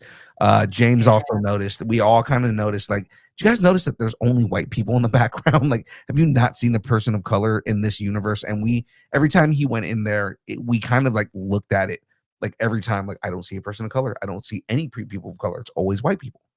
Nothing wrong with that, but I mean, it's also just kind of it's weird in a James Gunn led project where you don't have a diverse cast in the background. He doesn't leave anything up to chance like that. The other thing, now with the way that we had this laid out, I don't see Augie as not being a racist monster. I see it as him being someone that was in a universe that already kind of fed into his ideals, but still being anti-authoritarian, right? So the whole thing is I saw that too. That's what I thought. I was like, it's not. He's a rebel. He wants to buck the system. He wants right, to take it to the man. So right, whoever the man is, he's not gonna like. So right. And the whole thing is like, I like that they made a point of when uh what was it John that called him a Nazi? yeah, I think so. I Yeah, think it was. Economos calls him a Nazi, and he's like, "Don't call me that," right? And he gets upset, and he's just like, "I'm not a Nazi." He goes, the police have never been on our side, and all this other stuff. Like it's him having that rebel mentality, but then also like, no, I was never a part of this, but at the same time, I'm gonna do whatever I need to do to find my place in the universe that I'm in. So I don't think that Augie is not racist. I think just Augie is somebody who is anti-authoritarian, is more like, in this universe is like I'm going along with the system so I don't get put away, but I also don't agree with the system. I'm doing what I need to do to survive. Yeah, I like that they did that. They didn't have to do that. They didn't Yeah. have to subtly make him, you know, not racist, or not a Nazi. But yeah, I really did like that twist. I thought it was really interesting. And then Vidge is the one that came Yeah. in and just like took it to him. It's like, everything is so fucked. I, It's I just fucked. also I also do like that, there's this level of, they're gonna take out Keith for good, and it just with what's happening, she couldn't take out Keith, and Keith survives, and Keith is gonna make his way back to their world and cause a fucking ruckus, you know, uh, Yeah. Yeah. because he's looking at it in a way of blind rage, where I think that Augie knew that his universe's Chris was a piece of shit.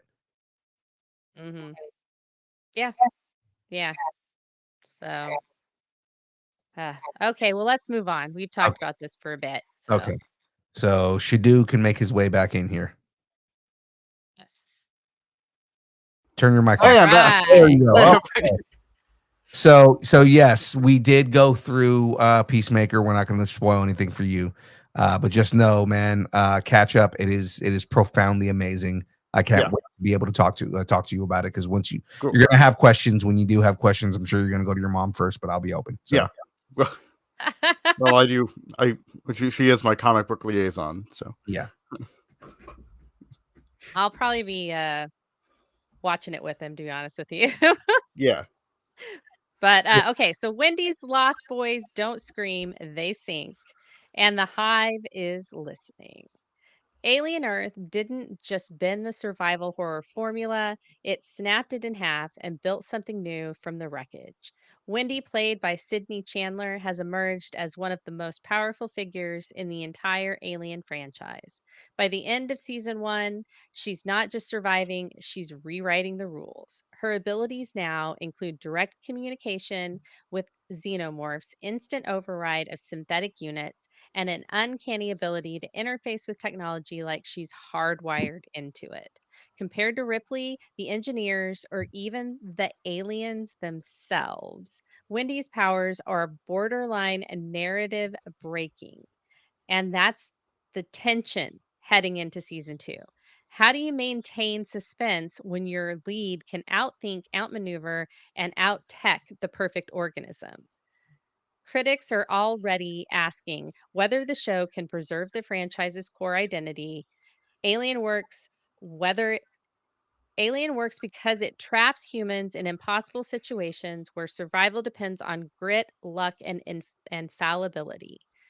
Wendy's evolution threatens that balance unless her powers are limited, corrupted, or challenged. Season 2 risks losing the horror in favor of sci-fi spectacle.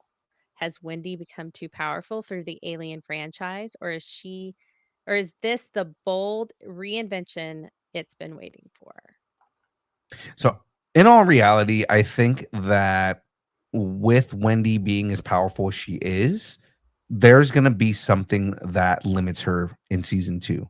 Just because this is still a prequel to the first movie, I think that there's going to be something that happens where it's kind of like how Star Wars, right? Like you have these really powerful characters. You really start looking into like, okay, well, in the future, we know where the future goes. Where Grogu is this strong character. Where is he at by the time Luke is trying to fight the Emperor in the sequel trilogy and everything like that? Like it's the same thing with Andor, right? Where you have this amazing series, but you know that those characters are not going to survive because they die in Rogue One. So the whole thing is we know Wendy is either somewhere else or she is not present by the time Ripley is making her way through space stations killing aliens. So it's Right. going to be interesting to see where they go with her and the reason that she's not there, but also what kind of context does that change for the movies later on.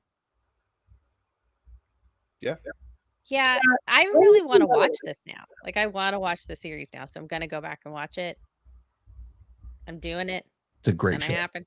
It is great.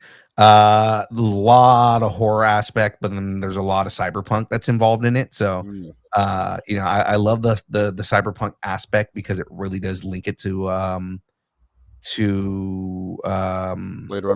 Blade Runner. I want to say Edge something, but yeah, it really does link it to Blade Runner really well. But at the same time, it also it's got the horror roots and horror aspects to it. Some of the monsters that they deal with are absolutely terrifying. So yeah. All right, we're just going to ignore what's happening down there and go ahead and move on. So the Upside Down is closing in. The kids are grown, and Netflix just hit us with a nostalgia nuke. Netflix just dropped a behind-the-scenes featurette that's pure Hawkins nostalgia. The cast look back on their first day filming, the awkward line reads, the instant chemistry, and the D&D campaign that became the show's emotional spine. It's not just a trip down memory lane, it's a reminder of how Stranger Things grew up with its audience. From basement dice rolls to interdimensional warfare, the show's heart has always been about friendship, imagination, and the very weird, literal magic of growing up together. As the 5th and final season premieres November the 6th, this video feels like a quiet goodbye. The kids aren't kids anymore, the monsters are bigger, sure, but so are the stakes, the emotions, and the legacy.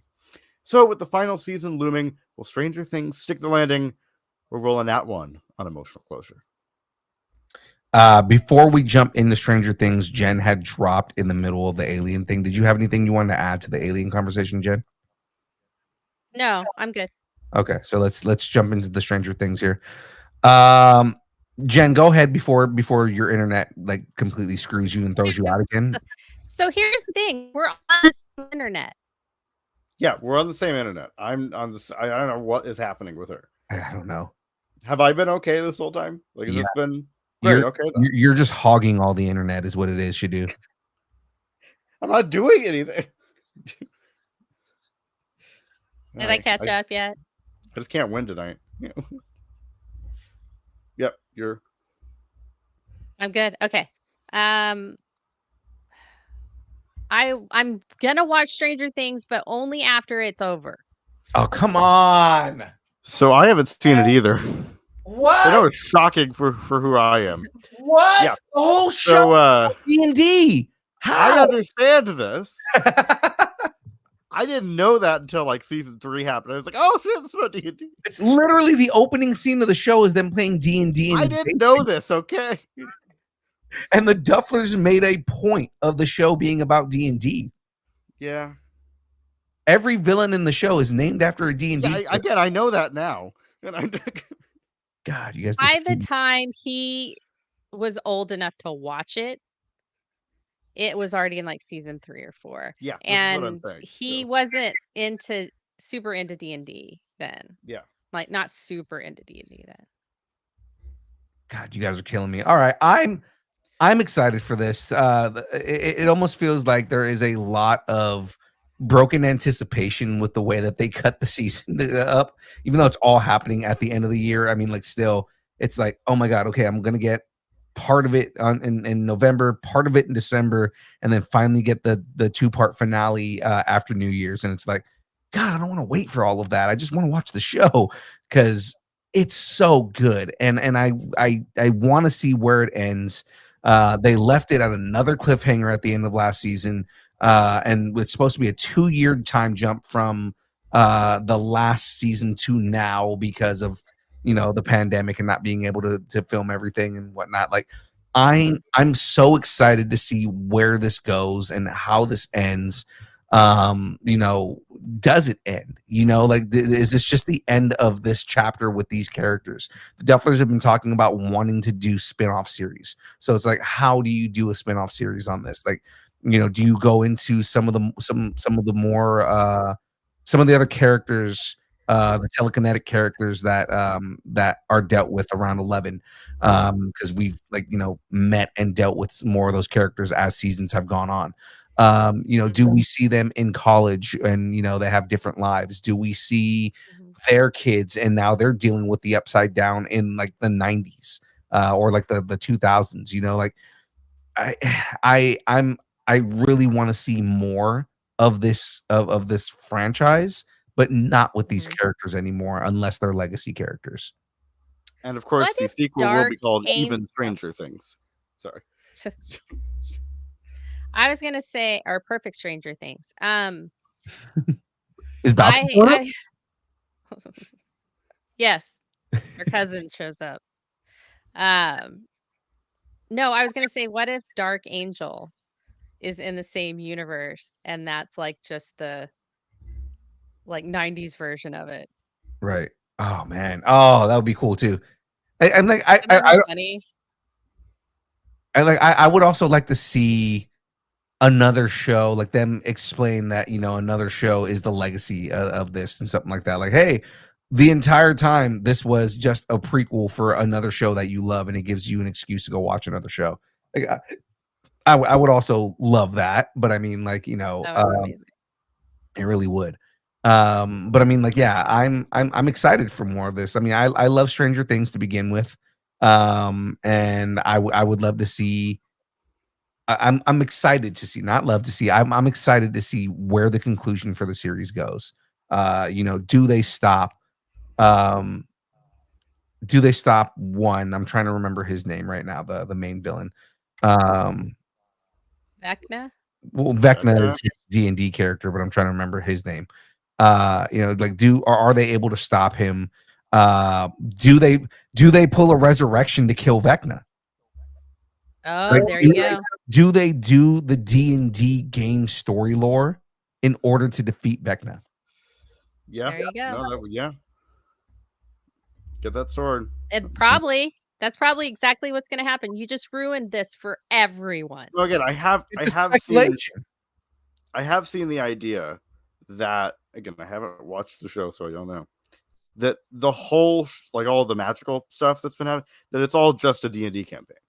Like, the whole show has just been a D&D campaign. Yeah, that is a speculation. They're saying that in the end, that actually would be very unsatisfying if they ended it with, this whole entire thing, all a D&D campaign. Yeah, this entire thing was a campaign and an ongoing game that they were all playing. Like, that actually would piss me off. We'll see what happens. That's just as bad as the entire thing was a dog's dream. Right, exactly. Yeah, the whole thing was a dream. Or the classic Dallas. It was all a dream when Bobby died. Bobby died. He was gone for a season. He came back. He was in the shower the whole time. Shower for a whole freaking season. That's just at that point that would be lazy writing, and the Duffers are really good at not doing that. So I really hope. Yeah, I don't think it's actually gonna happen. It would be really, really funny, but really. Again, all for control at the end of the show. I would be so pissed. All right. Well, who's you know what? I can do the transition. All right. We vibed trends, served the quick bites, and gave opinions with extra spice. So let's wrap this up with the Geekend Update, where cosplay meets crowd control and the pop culture pulse goes live.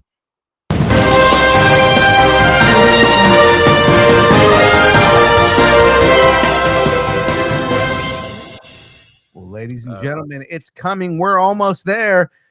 San Jose, California, November 7th through the 9th. We're going to be at Fandom Con. Oh, man, it is so good. We've got so much happening.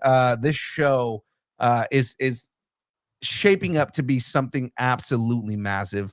They are always adding more guests, and it's crazy the amount of guests that are that are going to be at this show this year. And again, I'm pulling up the guest list right now. They just announced a bunch more people, and it's so ridiculous the amount of people. Like all the Power Rangers, just different actors from different things. They have a lot of different anime. The entire cast of Arcane is going to be there now. We've a friend of the show, Amber Lee Connors, is going to be there. Let's see, who else do we got here? Got a couple Hey Arnold actors, whole bunch of anime, Big Trouble Little China. Let's see, they just announced a bunch of Naruto characters. God, so many people. Marvel Rivals, they're doing an entire Marvel Rivals panel. They just opened up a whole bunch of cosplay guests. Friend of the show, Christy Shin, is going to be there now. Which wow. Yeah, I mean, just there's so many people that are going to be here, and they've still not finished announcing everybody. So guys, keep your ear. God, how many people are there? It's ridiculous. He's going for basically being another Galaxy Con. Just so many actors that it's impossible to see everybody there. Hence why it's a 3-day show. So, ladies and gentlemen, make your way to San Jose, California on November 7th through the 9th. We will be there. We're going to be facilitating and helping with everything that's going on down there. Everything from hosting panels to just helping out with anything that the con needs. So, guys, it's going to be a good time. We hope to see everybody's faces down there because, hey, what do you fan out on? Cool. That was really good. That was good. Thank you. Oh, and she's gone again. Apparently, when you do something good, she leaves. Yeah, I see that. The internet decides, no, that was not good. All right, well, let's jump into the next one then. Ladies and gentlemen, November 28th through the 30th in San Francisco, California at Moscone West. We're going to be at Fan Expo, which, again, another fun show. More ridiculous guests at this one. I mean, we've got Jared Padalecki, Christopher Lloyd, John Boyega, Helen Hunt, Brandon Routh, Peggy the dog. Oh, yeah. Dogpool herself is going to be there. God, and it just so much more. The Monsterverse, when they were trying to relaunch the Monsterverse, a lot of those actors are going to be there. Some of the actors from Dexter, Supernatural, Suits, got a bunch of Twilight actors that are going to be there. Again, like half of the cast from Back to the Future is going to be there. Ashley Eckstein, Christopher Mintz-Plasse, it's ridiculous. Greg Baldwin's going to be there now. Oh, Michaela Jo Murphy's going to be friend of the show. Michaela Jo Murphy's going to be there. I can't wait to see Michaela. She's so much fun. She played Toph on Avatar: The Last Airbender. Oh, yeah. Cool. And just so many more. Looks like a bunch of video game voices are going to be there now. A bunch of comic creators. Ooh, Greg Capullo. Arthur. Oh, Art Adams is going to be there. Yeah, I'm excited for all this. Wow. I just said wow. Yeah. I thought you were gonna follow up from the WoW. Yeah, guys, there's so many people that are gonna be there. I'm really excited for this show as well. Now this one we're gonna be covering the same way we covered LA Comic Con, so this is gonna be more of us doing a Guerrilla style. kind of guerrilla style. We're gonna be doing media coverage. So more so that we're gonna be walking around and taking pictures and covering panels and everything like that. So, guys, make your way over to San Francisco, November 28th through the 30th at the Moscone Center. And we will see you there at Fan Expo, guys. It's going to be a great time. Oh, sorry, I was going to transit. So, and if you want us to recognize you at either of these cons, then, well, I think I have a little solution for you, because we got merch, people. We got merch, people.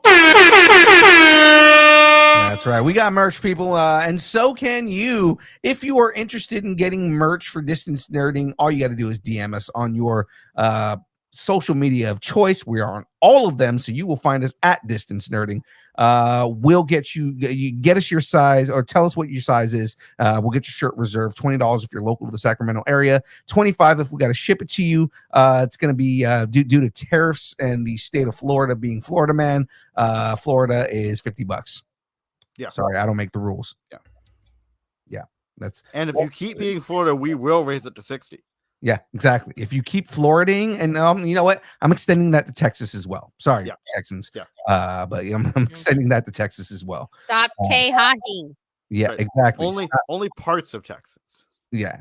Like if you live in like the Austin area, you're fine. Yeah. But San Antonio school. San and San Antonio Antonio, school. Yeah. Yes, But I will give you a break if you're in Portland or Chicago. So yeah, there you go. Ladies and gentlemen, that is it right there. Let's talk schedule. Tuesdays, the download from 6:30 to 8:30, the show you're watching right now or listening to. Thursdays, the build from 6 to 8 live. We interview interesting people as I build Lego, and we talk with nerdy friends. Guys, this week's guest, I'm excited to say, is Michelle Allred, who is the creator, CEO of Tomb Room. Who is that's the company that hosts all the cosplay contests at Colossus Girl shows. So I'm very excited to actually have her on the show. Her company is essentially a ground floor on how to cosplay, and it's really cool. You know, basically they encourage and help costume builders, starting from, hey, I've never built anything ever, to more to like advanced people and repair and how to improve and things like that. It is a really cool community. Tomb Room is great, and they've extended their hands out to us, and we've helped them out. So I mean, it's always about helping each other out within these communities, and we will continue to do that. Fridays from 6:30 to 8:30 as well. We do the buzzer, where knowing the answer is optional, but laughing at the wrong one is mandatory, and pissing off SHDU is the main thing we try to do. No, that is I know that very true. That tracks very so yes, guys, the buzzer. Jen, do you know, are we doing a buzzer this week? Because I'll actually be here for it. I am going to see if I can get a Well Really finished. Oh yes, Well Really is know. Well, I know that Graveyard's not going to be here because he's doing his 48-hour movies. Okay, then I might not do a Well Really, because I kind of want him there. But okay, I was gonna say, Well Really is really the show where we honed in how to piss. But we'll see. I might still try to get one finished, so I'll figure it out. Okay, we'll figure something out. We'll do some kind of some kind. It'll be fun. Be there. Exactly. So that is it for our schedule. So let's do this, guys. SHDU, I'm gonna put you on screen right now. Please do pluggables, because you also get to do Jen's pluggables because she doesn't like them. I do. Well, I'm kind of not doing hers anymore, but so anyway, so I am SHDU Studios on YouTube and on Instagram. I currently talk about I mostly talk about lore and world, but I changed my script, which includes Elder Scrolls content, TTRPG videos, lore of my own fantasy world, classified, journals of the ancestors, the occasional film or documentary, and so much more nerdy stuff. I just released a brand new movie that I've been filming over the last few months here. It is a fantasy buddy comedy, and it is up on my channel currently, so go give it a watch if you have not. And if you have, go watch it again. It's just that good. I also run SHDU Music, which contains my own original music you can use for listening, scoring, or to set the mood for a long, passionate night. Sock out, nerds. It's gonna get good. A long, passionate night of D&D. All I ask is that you credit me. I am also in the Distance Nerding sphere. I'm on the download on Tuesdays, which is the very show you're watching right now. The Build on Thursdays, and the Buzzer on Fridays, and nowhere else. And nowhere else. Nowhere else. Nowhere else. Yes, no, hi, SHDU. I know. Haven't heard me in a while. Love you, buddy. Love you too. Anything you want to plug, Jen? Nope. Okay. She's like, nope, no plugs or anything like that. Well, ladies and gentlemen, if you would like to support the show, the best way to do that is to head over to distancenerding.com, hit that big blue button at the top corner right there, and you can do that fun special thing called Buy Us a Taco. Buy us a taco. Join the taco party. That's right, ladies and gentlemen. Join the taco party is the best way to support the show. Makes it so that we can get more prizes, do more things. Now, I keep saying that, and I know I owe you guys a games or a fans only stream. I have a shit ton of prizes I need to give away. I've got a bunch of Lego. Everything's been kind of hectic for the last couple of weeks, and we hit 500 in the middle of all that. We're actually at somewhere around 520 now, so we're well below that or well above that threshold. But we will be doing that soon, guys. I will make announcements. I will make sure everybody knows. That way we can give away all those prizes. And Tug can super chat. Try it. Okay. Yes, ladies and gentlemen, you can super chat if you want to send us a super chat.